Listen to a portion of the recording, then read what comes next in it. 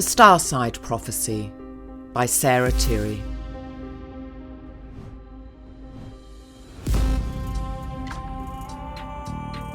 Read by the author. Chapter 35. The Rabbit Hole. After consuming the brandy coffees that had inevitably followed the wine, my dad and Shirley went to bed. It was past midnight. I cracked open the window to let out the cigarette smoke. The traffic was intermittent, but would go on all night, and I could hear the sea lap onto the shingled beach across the road. I lay back down on the settee and curled around like a banana. I pulled the covers up to my neck and rested my head on Mr. Peacock. The settee and I were both in a sorry state. The cushions I was lying on were becoming increasingly more flaccid, and the oxygen levels in my blood were not faring much better. My eyes closed without me requesting them to, and I drifted into sleep. I was shocked when I woke up in an enormous domed room. The walls and ceiling were made of glass. I felt very small as I stood in the room's centre. I was cold and I ran my hands up and down my arms to warm my skin. I looked up at the ceiling and out into the sky. The twinkling stars above looked enormous, and I felt as though the entire universe might fall in on me. Organ music, loud and jarring, filled the space, but it stopped abruptly as I began to listen to the melody. Had my listening somehow offended it? I tried to take a step forward but couldn't move. My feet were anchored to the floor. Throughout the room there were various life-size marble statues I thought looked very sinister. Situated in the heart of the space was a large circular table with a dozen or so chairs surrounding it. My attention remained on the futuristic disc-like creation. It was enormous, but the proportions of the room made it look like it belonged in a dollhouse. The table was strangely familiar, and I again tried to lift my foot to move forward, and I was relieved that I was able to move. I walked towards the table, and then stood looking down on it. Its beauty intensified as I ran my hands over the mother-of-pearl surface, the dancing iridescent purples and shimmering turquoise and silvery greys. Movement, perhaps 100 feet away in my peripheral view, caught my attention. The back of a man with long hair falling around his shoulders came into view, slowly like a ghost getting the fullness of his body back. He was sitting on a stool in front of an organ so big that I wondered why it hadn't been the first thing I'd noticed. The man turned around to face me and stood up. He was barefoot and was wearing cream-coloured linen drawstring trousers. His white shirt was open to the chest and his sleeves were rolled up to his elbow. He was tan, slender and apparently toned. I knew this was someone I loved and hated. I wanted to touch him and run from him. The stranger made his way towards me. "Welcome home," he said with a smile. He was now standing a few feet or so away. "This is not my home." "For now you live somewhere else, that is true. Think of that place as a vacation, though not an altogether pleasant one. You will return home one day, and I will be waiting. For now, you are here for a visit." I looked the stranger up and down. He was a cliché vision of an Adonis straight from the cover of a romantic novel. He had shoulder-length dirty blonde hair, and his voice was a husky, sexy mix of everything alluring. My eyes settled on his, which were mournful and doe-like, and then on his sensuous mouth, and then on his chest. I felt intimidated and stirred. I could smell his scent, an intoxicating aroma of sandalwood and musk.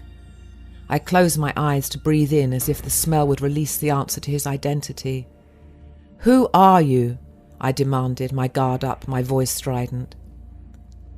The stranger remained silent. His dark brown eyes did not leave mine. He was causing a physical reaction I was not familiar with. Something sexual? No, something more unsettling, as if I had been hit by a mild flash of lightning. I was glad to be rooted to the spot, but was worried I might tip. I waited for my equilibrium to return, and when it did, I felt as if I had more energy than I ever had in all the years I'd been alive. But I also felt vulnerable, stripped of all my secrets, incapable of subterfuge. This man knew me inside out, back to front, and the only thing I knew about him was that he knew me. "Who are you?" I asked again with a slow, exaggerated movement of my mouth. This time my voice was tinged with disdain, and I hoped I had sounded menacing. "I am everything. I am the I am. Nothing exists which isn't me." "I don't understand. Why are you talking in riddles?" The stranger stepped a little closer. He was now just an arm's length away. He then closed his eyes, and when he reopened them, they had changed from chestnut brown to a vivid cobalt blue. His nose had changed shape from Roman to Maori, and then his lips widened and his hairline receded. Then more changes. Long hair, short, red hair, blonde, brown, close cropped and then curly. From one face to another, his features moved through various ethnicities, Egyptian to Latin to Cypriot. One second he was an Indian guru, next a nun, a pygmy, a peasant girl, a farmer and a king, a barrage of different faces, a Mongol, a Viking, a Hun, each in turn layered with a fresh likeness. The stranger's hairline advanced towards his eyes, his hair coarsened and his features became that of a fierce Cro-Magnon, then Homo sapien again. Then he was no longer human. Ape, mammoth, tiger, wolf, bird. Something between species, something less than completely human, something fish-like, reptilian, totally alien to anything I'd ever seen. The stranger was now old, no ancient, as if he was eternity itself. I could no longer look and turned away. I felt as if I had risen from a sleep, a deep sleep, but could not find the surface of consciousness. Layers still remained and I could not punch through. I rubbed my eyes. The man with many faces must have realised my discomfort, for he now had returned to his former self. He swept his hands through his hair and smiled knowingly, as if he was in possession of the key to a great mystery. "Like I said, I am everything I have ever been. You just glimpsed a mere fraction. I didn't mean to alarm you. Sit down with me. You are safe." I didn't feel safe. I felt exposed. I didn't sit down because I felt I might not be able to get up if I did. "Sit down," he said gently.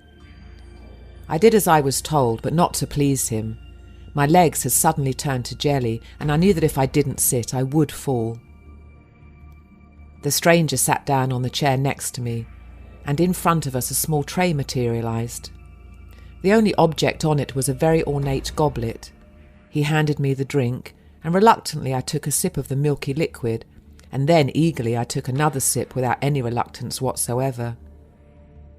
Although its consistency was thick and creamy, the drink was somehow refreshing. I felt a sea breeze brush my face, and my nostrils flared and my breathing deepened. My mind was calmer now, and I was no longer on edge. I was more curious than anything else. "When I asked you who you are, I meant in relation to me.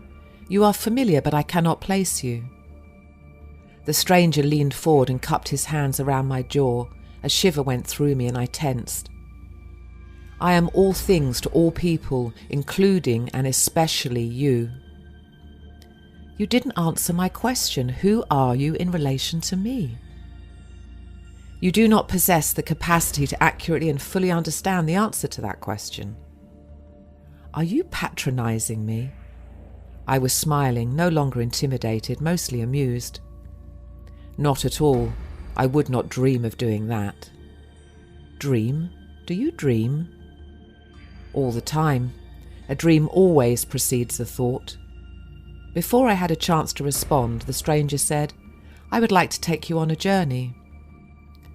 "Really? How nice. Do I have a choice?" "What makes you think you don't? You are a creature of the eternal now, a being of free will. Of course you have a choice." The stranger I knew but didn't know reached for my hands and gently opened them. He placed the backs of my hands over the oyster table so my palms were facing up. He then traced his finger up and down the heart line, then moved on to the lifeline before stopping on the line that went from my fingers down to my wrist. This is the fate line which indicates the degree to which a person is affected by destiny. Yours is very deep and very long. But you still have a choice in some matters. He kissed both of my palms. His lips were soft. I knew this Svengali was continuing to draw me in, but I had no energy to resist. But I no longer cared. Come, my love, let me blow your mind. The stranger stood and took my hand, pulling me close to him. I could smell his scent, and again I breathed him in. It was so familiar. I would like you to see a little planet about 700,000 light-years from here. It belongs to a friend of mine. A dream became a thought, and a thought is the heartbeat of creation. We will arrive instantly. Thought projection mocks time. And you are not mocking me? No, I know better. I knew I had 1,000 questions, but not one came to mind. A floor-length fur coat with a cream satin lining appeared in the stranger's arms. Put this on. I dipped my shoulder and slid my arm down the sleeve. I twisted and did the same with my other arm.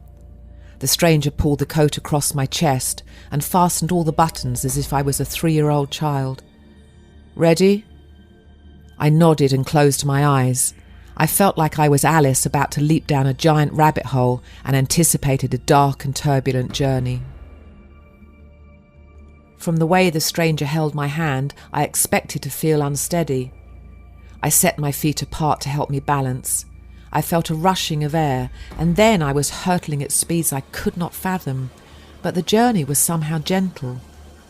The temperature dropped dramatically, and I felt like I had travelled to somewhere very, very distant, from wherever it was we had started.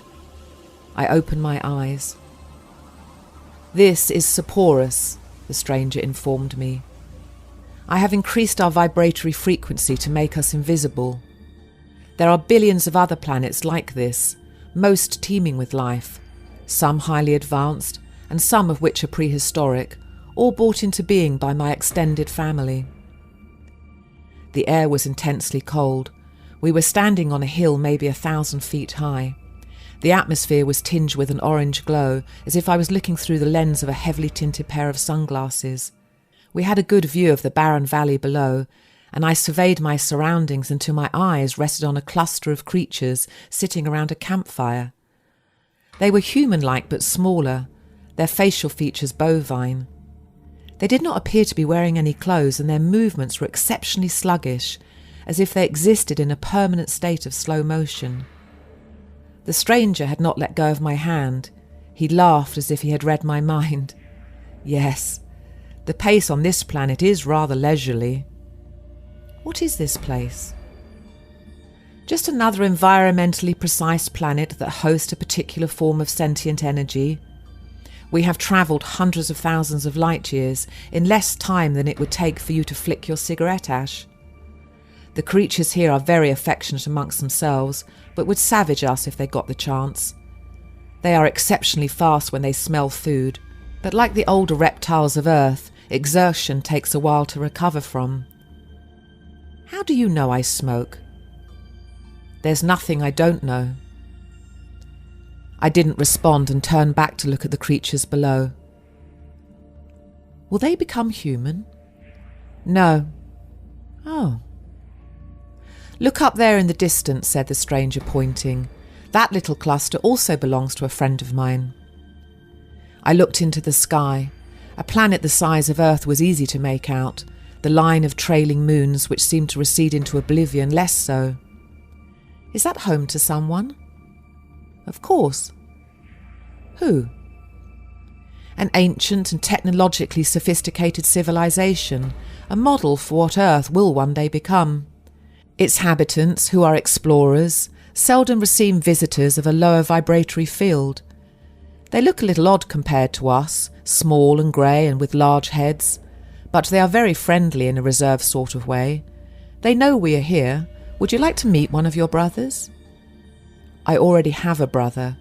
Why did you bring me here? The stranger brought my hand to his lips and then squeezed my fingers with a rolling motion of his thumb. When you wake up, my love, you will only recall a fraction of the essence of what I have shown you. For now you exist with self-imposed blinkers, but you are capable of achieving a greater sense of what creation means. You will learn the capacity of thought, what can be done with it when harnessed. Someday you too will possess the ability to create on a grand scale. We are all emanations of the only energy that exists, energy growing exponentially in an expanding universe enveloped by eternity. I am simply an advanced form of that energy. I will one day possess the ability to create on a grand scale. What does that mean? Who am I? What am I? My question went unanswered. We were back in the domed room, and I was once again standing next to the oyster table. The stranger removed my coat and slung it over the back of one of the chairs. He then picked up my hand and gently forced the palm onto the mother-of-pearl surface. He had positioned himself behind me and was covering the back of my hand with his, pushing it down, and our hands massaged the smooth surface in unison. I could smell his scent more powerfully now, and I could feel him breathing near my ear. I waited for his lips to caress the back of my neck, but all I heard was my stepmother bellow, "Are you all right? I went to the loo and I heard you mumbling. You're not delirious, are you?" I opened my eyes wide and looked up at the woman peering down at me. I was disorientated. The room was moonlit and my stepmother's face was about only a foot from mine. Her hair was wound around a huge roller pressed against her forehead, the rest of it covered by a hairnet. She still had some of yesterday's makeup on and her breath smelled of brandy. Shirley put her hand on my forehead. She proclaimed that I was warm, but not overly so. She walked to the window and closed it. She didn't say anything else and trundled back to bed. I lay on the gold settee and tried to get back into my dream. I felt like I had been to the other end of the universe and back, but all I could remember was a strange man and some cows. I remembered something about a fur coat and something about a rabbit hole.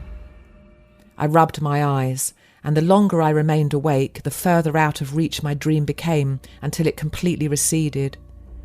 It was 2 a.m, and I got up and went into the kitchen to make a cup of hot chocolate. As I carried the steaming liquid back to the living room, I realised it had taken no effort at all. I felt better than I had in months. I sat down and pulled the covers up around my shoulders. I lit a cigarette and flicked the ash into the ashtray.